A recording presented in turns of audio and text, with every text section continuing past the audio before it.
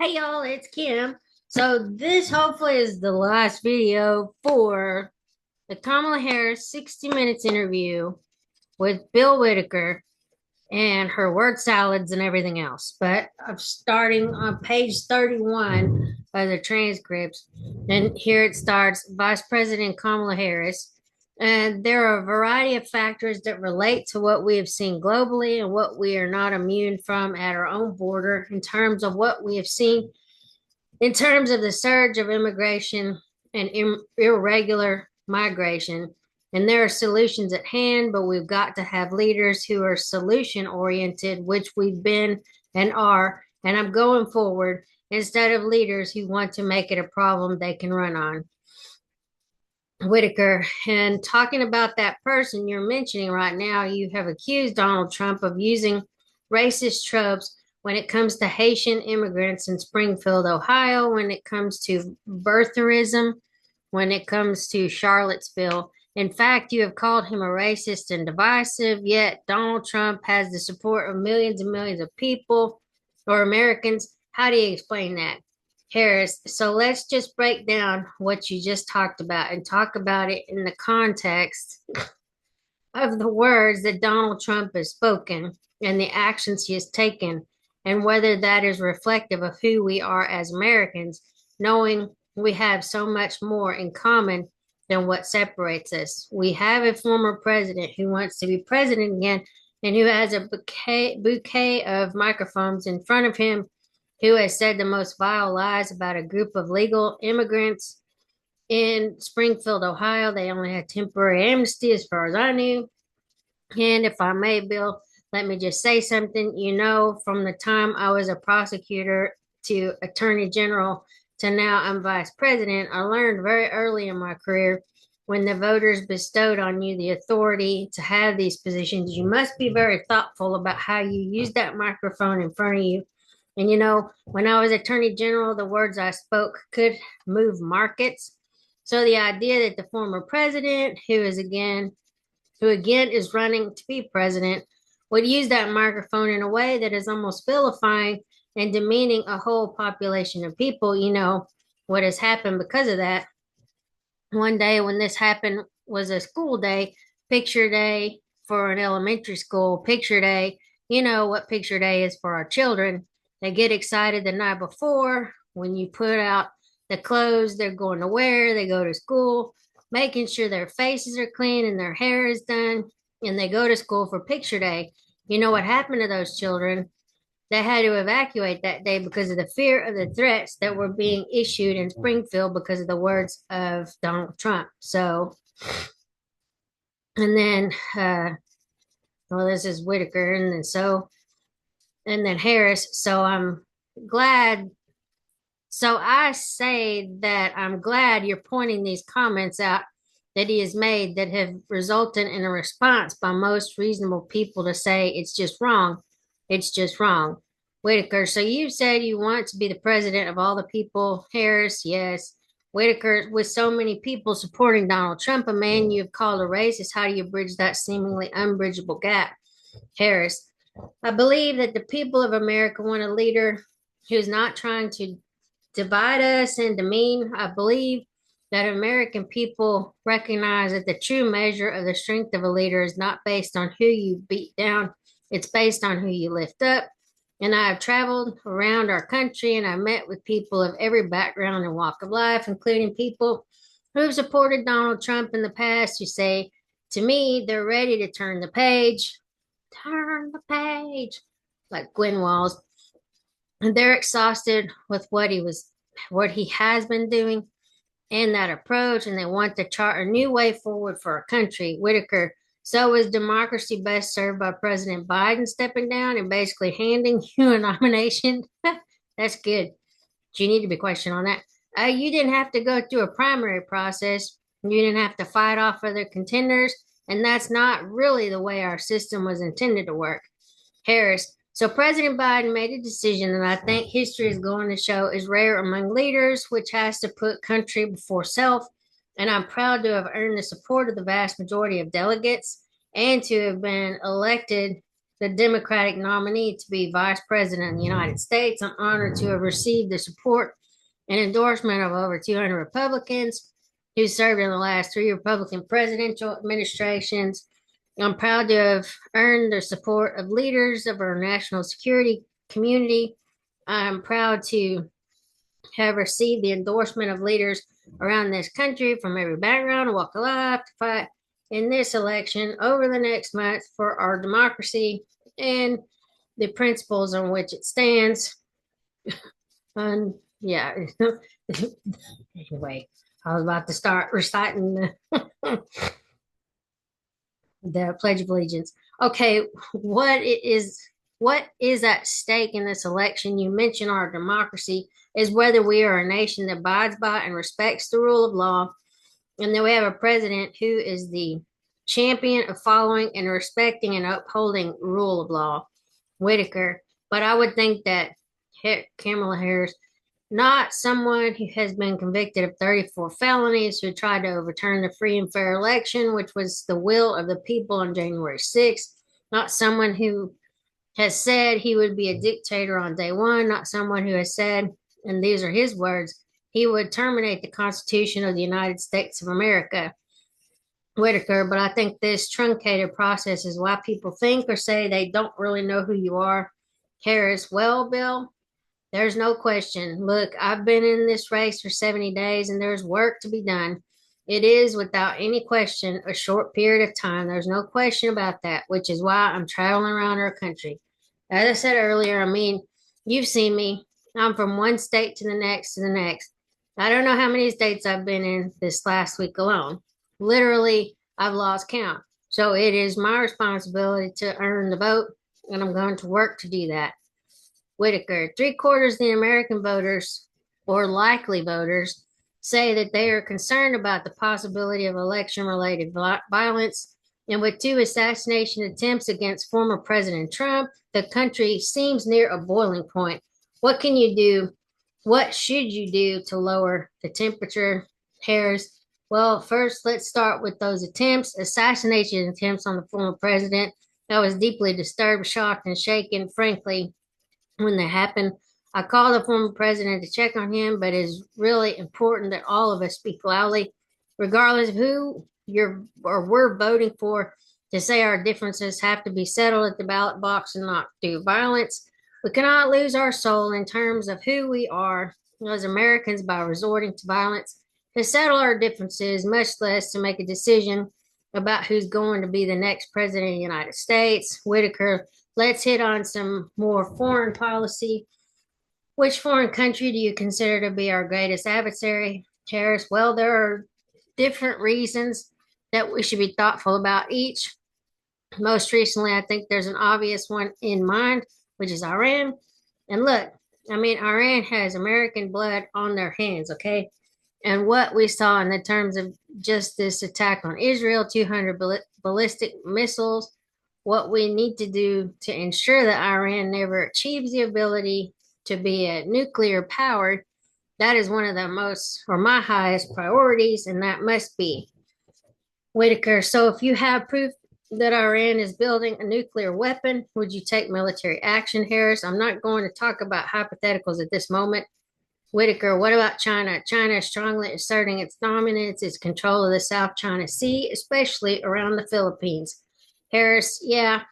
Whitaker, what is the U.S. responsibility for keeping China from simply taking over the South China Sea? Harris, well, I have actually worked very closely with the leaders in the Philippines on just this very issue, and including the work that we're doing in terms of coordinating between our military and training and what needs to happen in terms of protecting the freedom of the South China Sea. China, first of all, we must win the competition for the 21st century with China. We must be able to compete and win. We should not seek conflict, but we have to understand that there are parameters in which we must operate that include ensuring, for example, that we protect American business interests.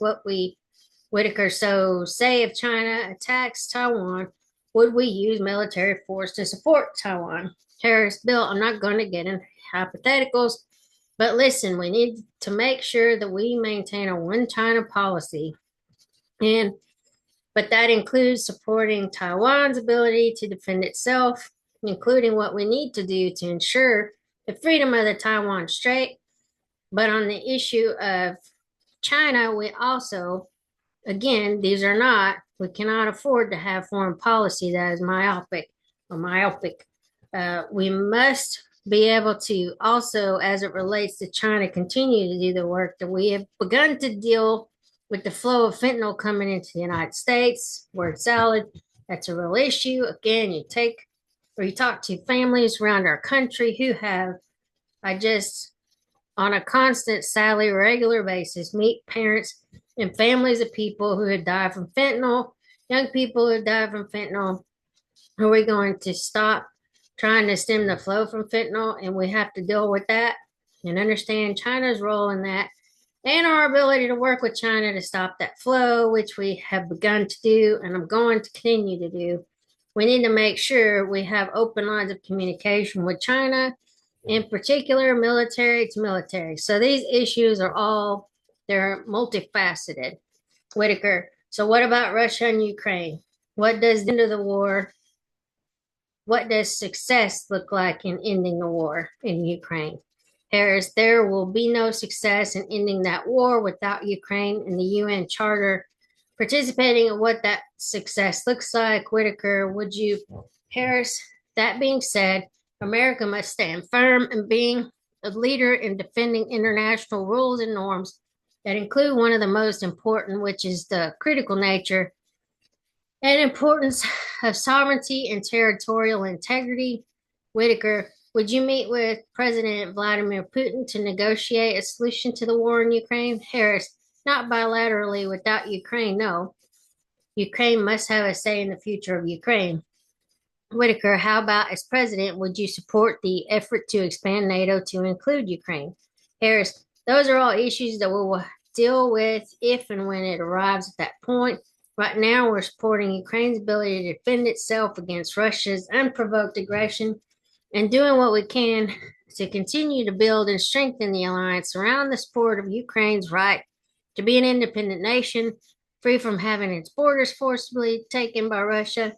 And we're going to continue to work closely with our NATO allies to continue to reinforce America's alliance in the context of NATO.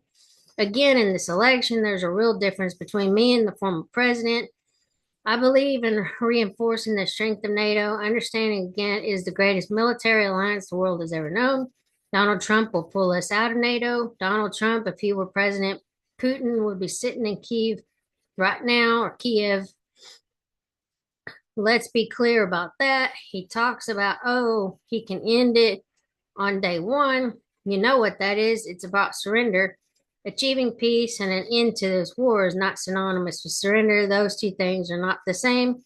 And Whitaker, it's kind of a hard left turn here, but you recently surprised people when you said that you're a gun owner and that if someone came into your house, Harris, that was not the first time I've talked about it. Whitaker, they would get shot. Harris, that's not the first time I've talked about it, but I don't talk about it a lot, but Whitaker, so what kind of gun do you own and when and why did you get it?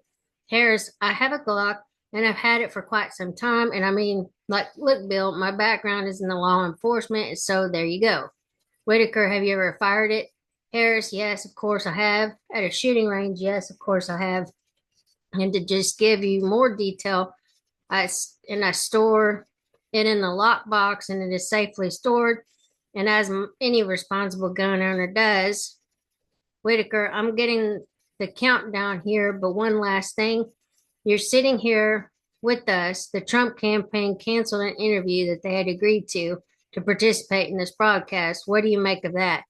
Harris, listen, I think that your viewers have options in terms of how they're going to hear from him. And I invite them to watch what he says at his rallies. If he's not going to give your viewers the ability to have a meaningful, thoughtful conversation and question and answer with you, then watch his rallies. And what you're going to hear are comments about fictional characters like Hannibal Lecter. You're going to hear conversations suggesting that human beings are eating their pets. You're going to hear conversations that are about himself and all his personal grievances. Words that are intended to divide our country is what you will hear. And what you will not hear is anything about you, the listener. You will not hear a plan about how he's going to make your life better. You will not hear a plan about how he's going to strengthen the middle class. All lies.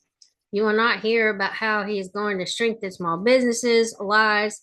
You will not hear about how he is going to strengthen the middle class. You will not hear about how he's going to strengthen small business. You will not hear about how, oh, she just repeated that. Okay. Anyway, you will not hear about how he's going to try to bring the country together, find common ground. And Bill, that is why I believe in my soul and heart the American people are ready to turn the page. That's like the third time I think I've seen it in there. Um, Whitaker, you've said that the country is exhausted. Harris, yes. Whitaker, with the rhetoric and the finger pointing, how about you? Are you exhausted? Harris, it'll be exhausted on November 6th. Not now, not now. Too much to do, too much to do. Whitaker, uh, Madam Vice President, thank you very much. Harris, thank you. Thank you, Bill. Good to be with you. Crew, can we just get a little bit of a question, please, so I can get an over the shoulder shot? And Whitaker, yeah. 1 second, inaudible. Okay, thank you. Mr. Bill Whitaker, you need me talking? Yes, sir. Whitaker.